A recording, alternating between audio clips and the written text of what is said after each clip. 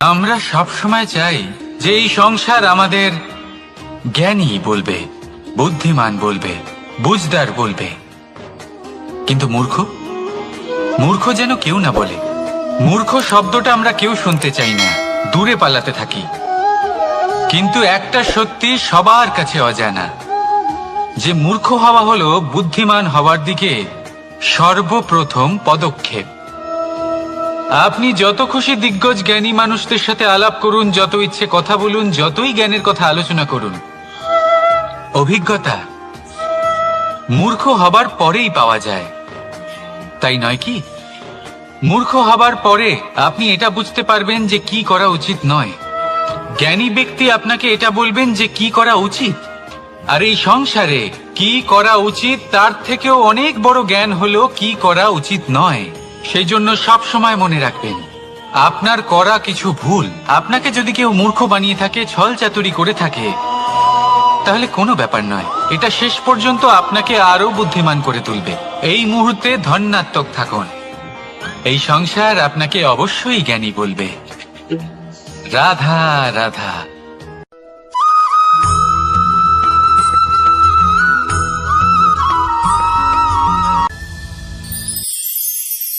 সময়, কথায় আছে আমাদের জীবনের প্রত্যেক মুহূর্ত স্বর্ণর মতো হয়। এবার হয় আমরা একে নিজেদের কাছে রাখতে পারি, বা একে আমরা চলে যেতে দিতে পারি। কারণ এই ছোট ছোট মুহূর্তই আছে যা আমাদের জীবনকে গড়ে তোলে। এখন এই জীবন কেমন হবে তা আমাদের উপর নির্ভর করে। যদি আপনি একটা মুহূর্তের যত্ন না নেন, যদি আপনি এক মুহূর্ত ভালো না বাসেন, যদি আপনি এক মুহূর্ত স্নেহের আনন্দ না উপভোগ করতে পারেন, তাহলে দেখতে দেখতেই আপনার সমস্ত সময় নষ্ট হয়ে যাবে, আপনি জানতেও পারবেন না। অর্থাৎ এই সময় স্বর্ণ হতে পারে না। তবে আমরা একে স্বর্ণ বানিয়ে নিতে পারি আমাদের চেষ্টার মাধ্যমে। এই সময় শুধু একটি লাঙল যা মাটির সাথে লড়াই করতে পারে, আর কিছু নয়। একটা অত্যন্ত গুরুত্বপূর্ণ কথা মনে রাখবেন, আপনার কাছে শুধু সময় আছে। এবার আপনি এটা দিয়ে স্বর্ণ বানাবেন, না ঘুমিয়ে স্বপ্ন দেখে একে নষ্ট করবেন, সিদ্ধান্ত আপনারই। রাধা রাধা।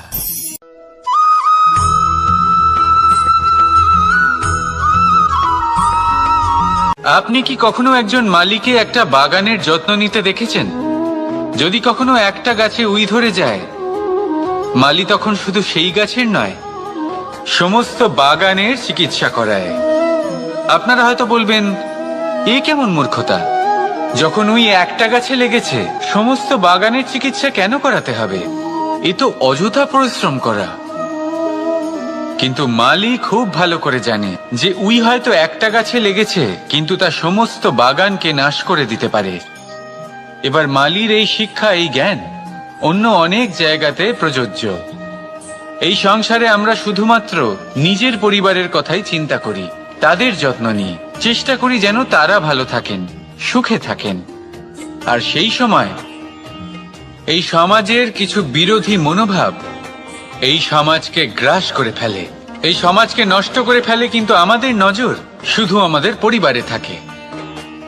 সেই জন্য যখন কথা ওঠে রাষ্ট্রের, দেশের, তখন তার জন্য সিদ্ধান্ত নিতে হবে, তখন তার জন্য ত্যাগ করতে হবে।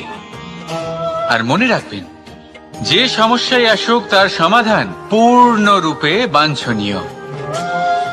এই সংসারে প্রত্যেক ব্যক্তি যদি নিজের পরিবারেরও খেয়াল রাখেন এবং সমাজেরও খেয়াল রাখেন এবং সঠিকভাবে এই দেশেরও খেয়াল রাখেন, তবেই এই দেশ সম্পন্ন হতে পারবে। তাহলে আপনিও সেই প্রয়াস করুন, আর আমার সাথে ভালোবেসে বলুন, রাধা রাধা।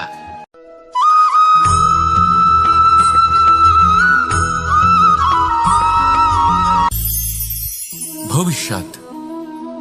সংসারে এমন কোন ব্যক্তি আছেন যিনি নিজের ভবিষ্যতের বিষয়ে ভাবেন না?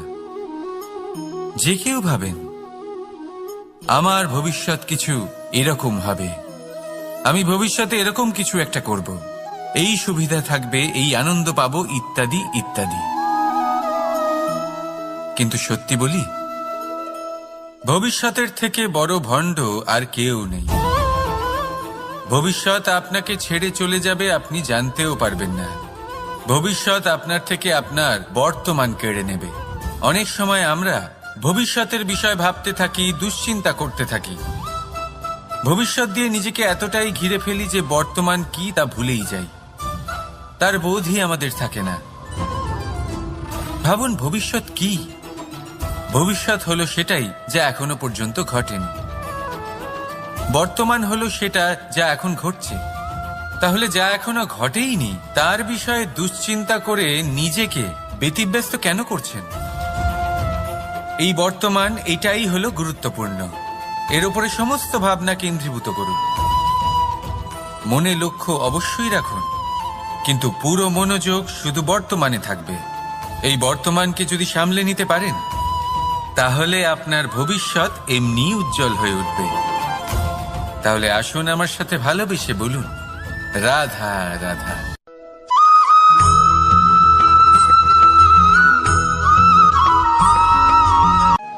কথায় বলা হয়, জীবনে ভালোবাসাই হলো সুখের মূল। এটা সত্য।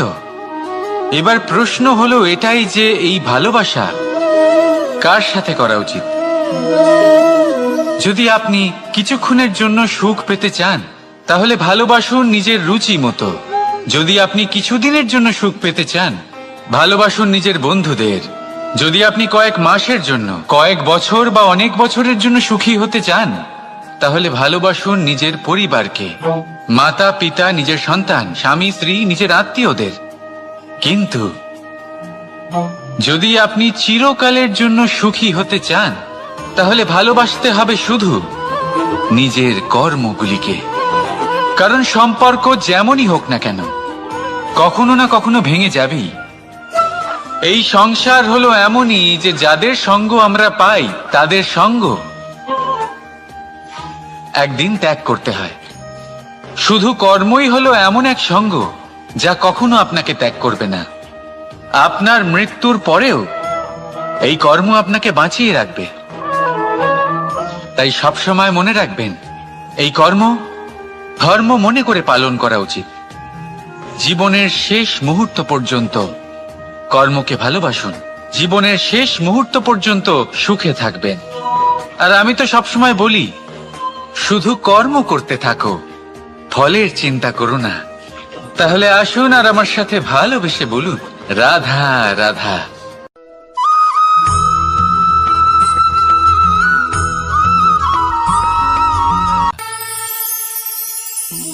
একটা সিদ্ধান্ত। এই জীবনে একটা সিদ্ধান্তের গুরুত্ব কি হতে পারে তা কখনো ভেবে দেখেছেন? একটা সিদ্ধান্ত সেই ভিত্তি হতে পারে যা আপনার পুরো জীবনকে বদলে দিতে পারে, এই সমস্ত সংসারকে বদলে দিতে পারে, ভবিষ্যৎ বদলে দিতে পারে। এই সিদ্ধান্ত যে কোন রাস্তা চয়ন করতে হবে, সেই সিদ্ধান্ত যে কখন সামনে এগোতে হবে আর কখন থেমে যেতে হবে, সেই সিদ্ধান্ত যে কখন যুদ্ধ করতে হবে আর কখন নিজেকে পিছু পা হতে হবে। এই সিদ্ধান্ত হলো খুব গুরুত্বপূর্ণ। আর আপনি তো এই সংসারে একা নন, তাই আপনার একটা সিদ্ধান্ত শুধু আপনার জন্যই নয়, সমস্ত সংসারের জন্য গুরুত্বপূর্ণ হতে পারে। এবার এই সিদ্ধান্ত আপনারই হবে।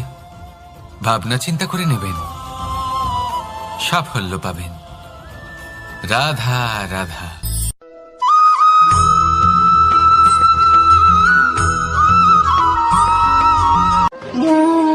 দ্বিধাবোধ। অনেক সময় আমরা জীবনে সেই বাঁকে এসে পৌঁছই যেখানে আমরা বুঝতেই পারি না যে এবার কোন দিক নির্বাচন করা উচিত। কখনো এদিকে যাওয়া উচিত মনে হয়, কখনো ওদিকে যাওয়া উচিত মনে হয়, কখনো দুদিকেই যাওয়া প্রয়োজনীয় বলে মনে হয়, কিন্তু তা তো সম্ভব নয়। কখনো কখনো এটা মনে হয় যে এখানেই থেমে যাওয়া ভালো, কোথাও না যাওয়াই শ্রেয়। এবার একেই তো দ্বিধাবোধ বলে। সংসারে এমন কোনো দ্বিধা নেই যার সমাধান সম্ভব নয়। এই দ্বিধাবোধ স্বাভাবিক। আর আপনার এই দ্বিধাকে আমি একটু সরল করে দিই। দ্বিধাগ্রস্ত হয়ে নির্বাচন করলে তখন এটা মাথায় নিয়ে করবেন যে আপনার এই নির্বাচনের ফলে এই সংসারের ওপর, এই সমাজের ওপর কি প্রভাব পড়তে পারে। নিজের লাভ ক্ষতির বিষয়ে ভাবা ছেড়ে দিন আর কর্ম করুন সংসারের মঙ্গলের জন্য, আগামী প্রজন্মের মঙ্গলের জন্য। ভাবুন আপনার এই নির্বাচনের জন্য কিভাবে তাদের জীবনের উদ্ধার সম্ভব। কারণ এই ভাবনাই হলো উচিত ভাবনা। কারণ অনেক সময় ওষুধ একটু কড়া মনে হতেই পারে, কিন্তু এই ওষুধই তো রোগ মুক্তি ঘটায়।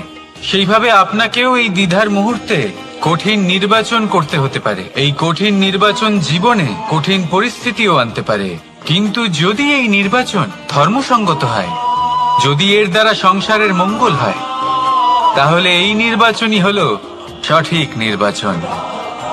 আসুন আমার সাথে ভালোবেসে বলুন, রাধা রাধা।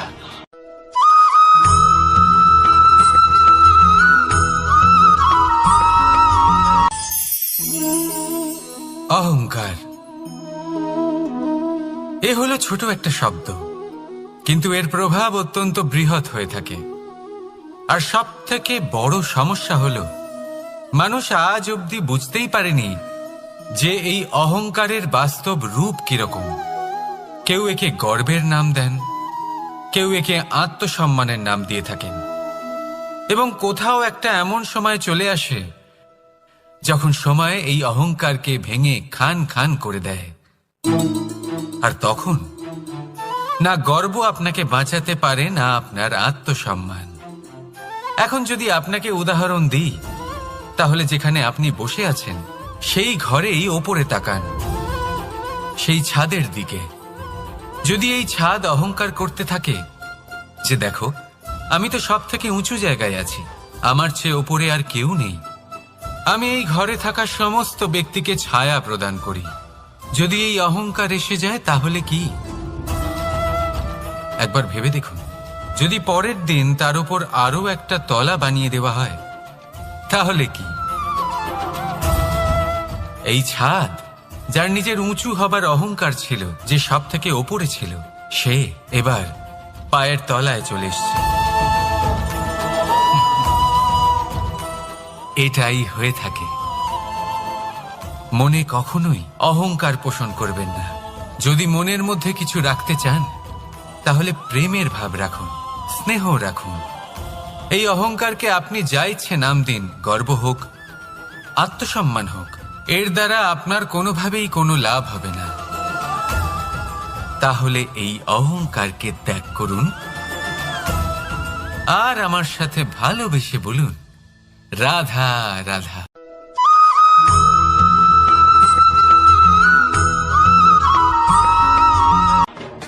মানুষ নানান ধরনের বাসনা পোষণ করেন, তাদের নানান ইচ্ছে থাকে, অভিলাষা থাকে, নানান কামনা করতে থাকেন, স্বপ্ন দেখেন, প্রার্থনা করেন যেন তা সফল হয়, নিজের সম্পন্নতা কামনা করেন, আর শেষে নিরাশ হয়ে যান কারণ এসব কিছুই পান না। আপনাকে একটা ছোট্ট উদাহরণ দিই। জঙ্গলের রাজা কাকে বলা হয়? সিংহকে। এবার যেহেতু সিংহ বনের রাজা, তাই হরিণ তো তার কাছে এসে এটা বলতে পারে না যে আপনি হলেন বনের রাজা, তাই আপনি আমাকে মেরে ফেলুন, আমাকে খেয়ে ফেলুন আর নিজের ক্ষুধা নিবারণ করুন। এমন তো হয় না।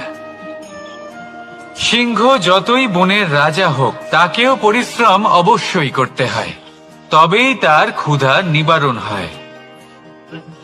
সেইভাবেই আপনার সমস্ত স্বপ্ন, আপনার সমস্ত ইচ্ছে, আপনার সমস্ত অভিলাষা, সমস্ত আকাঙ্ক্ষা পূরণ হবেই, অবশ্যই হবে, পরিশ্রমের দ্বারা। শুধু ভাবলেই হবে না। তাহলে আপনিও জীবনে পরিশ্রম করুন, নিজের সমস্ত স্বপ্ন পূরণ করুন, আর আমার সাথে ভালোবেসে বলুন, রাধা রাধা।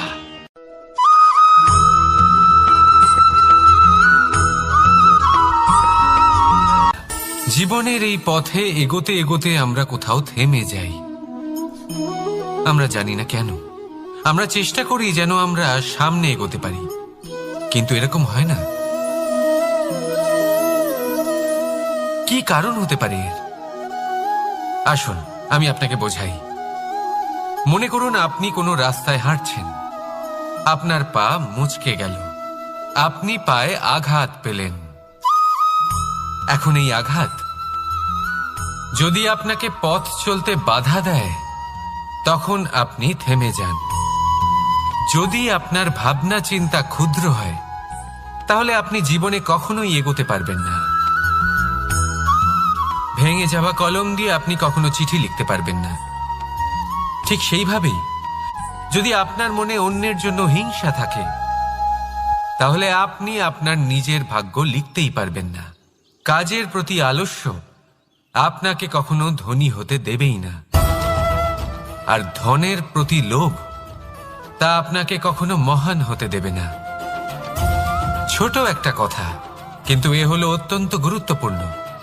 ভাবনা চিন্তা অবশ্যই করুন, আর বোঝার চেষ্টা করুন সেটা যা আপনি বুঝতে চান। হতে পারে আপনি এমন কোনো পথ খুঁজে পেলেন যার ফলে আপনি কোনো খারাপ পথে যেতে যেতে থেমে গেলেন, বা আপনি এমন কোনো অর্থ খুঁজে পেলেন যা আপনাকে মহান হবার পথে অগ্রসর করে দিল। রাধা রাধা।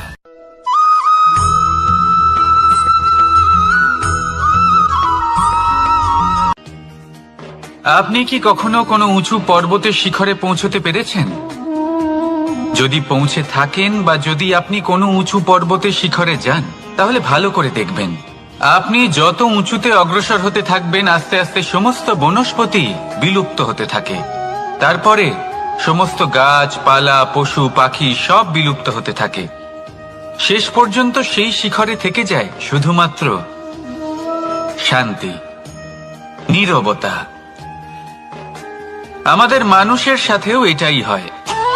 মানুষ যখন আত্মবিকাশের পথে অগ্রসর হতে থাকে এবং নিজের জীবনের শিখরে পৌঁছতে চায়, তখন তার একা থাকা অত্যন্ত প্রয়োজনীয় হয়। আর তাকে তখন ত্যাগ করতে হয় নিজের সুখ স্বাচ্ছন্দ্য, নিজের সম্পত্তি, নিজের সমৃদ্ধি, নিজের সৌন্দর্য।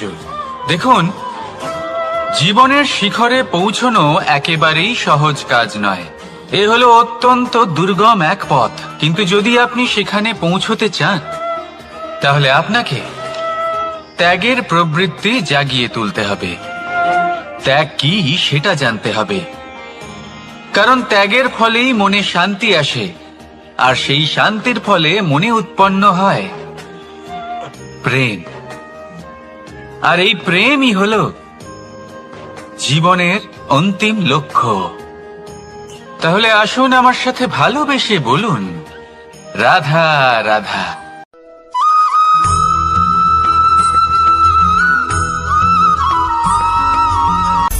অনেকবার আমাদের দৃষ্টিভঙ্গি এমন হয়ে থাকে যে আমাদের আসল সত্যের থেকে অনেকটা দূরে নিয়ে যায়। আমরা যেরকম দেখি সেরকম সবসময় হয় না। এবারে দেখুন না, আমরা মানুষেরা, আমাদের ভালো লাগে। আমরা কোথাও গেলাম, আমাদের স্বাগত জানানো হলো, আমাদের প্রশংসা করা হলো, কেউ আমাদের দিকে হাসি মুখে তাকালো, আমাদের ভালোবাসলো, আমাদের একটা কথা মনে রাখবেন, এই হাসি সবার জন্যই হয়। আপনি তাদেরকেও হাসি উপহার দিতে পারেন যাদের আপনি চেনেন, তাদেরও দিতে পারেন যাদের আপনি চেনেন না। ছোটদের দিতে পারেন, বড়দের দিতে পারেন, সবার জন্যই হলো এই হাসি। কিন্তু ক্রোধ, ক্রোধ তাদের উপরেই আসে যাদের আমরা জীবনে কখনো হারাতে চাই না, যাদেরকে আমরা অসম্ভব ভালোবাসি, যাদের জন্য আমরা আশা করি যে তাদের জীবনের পরবর্তী সময় সব সময় সুখময় হোক, উজ্জ্বল হোক। সেই জন্য আপনার জীবনের সমস্ত সেই ব্যক্তি যারা আপনার উপরে ক্রুদ্ধ হন, কটাক্ষ করেন, জরুরি নয় তিনি আপনার শত্রুই হবেন। হতে পারে সে হলো আপনার শুভাকাঙ্ক্ষী, যিনি আপনার শুধুমাত্র ভালোই চান, যিনি আপনার জন্য একটা সুন্দর ভবিষ্যৎ চান। সেই জন্য সব সময় মন দিয়ে অন্যের কথা বোঝার প্রয়াস করুন। আপনি জানতে পারবেন তাদের কর্মের ধর্ম কি হতে পারে, আপনি জানতে পারবেন তাদের ক্রোধের মর্ম কি হতে পারে। রাধা রাধা।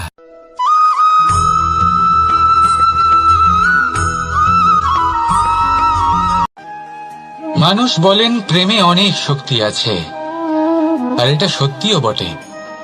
প্রেমে এতটাই শক্তি থাকে যে শত্রুতার বড় বড় স্তম্ভকেও এত সহজে ফেলে দিতে পারে। কিন্তু আপনি দেখে থাকবেন, যারা অধিক শক্তিশালী হন তারা দুই ধার সম্পন্ন তরোয়ালের মতো হন। কারণ এই প্রেম যদি আচরণে থাকে, মনে থাকে, বিচার বুদ্ধিতে থাকে, তাহলে তা শুভ হয়। এই প্রেম সৃজন করে। কিন্তু প্রেম যদি ব্যবসার অঙ্গ হয়, যদি এই প্রেমের ব্যবহার নিজের স্বার্থ, নিজের অহংকারের জন্য করা হয়, তাহলে তা সংসারের বিনাশ ঘটাতে পারে। রাধা প্রেমের ব্যবহার করেছে শাম্বের কারণে, আর শাম্ব সেই প্রেমের ব্যবহার করেছে নিজের অহংকার, নিজের স্বার্থ সিদ্ধির জন্য। শেষ পর্যন্ত ক্ষতি শাম্বের হলো না, হলো প্রেমের। তাই মনের মধ্যে প্রেম ভাব অবশ্যই রাখুন, নিজের আচরণেও প্রেম ভাব বজায় রাখুন।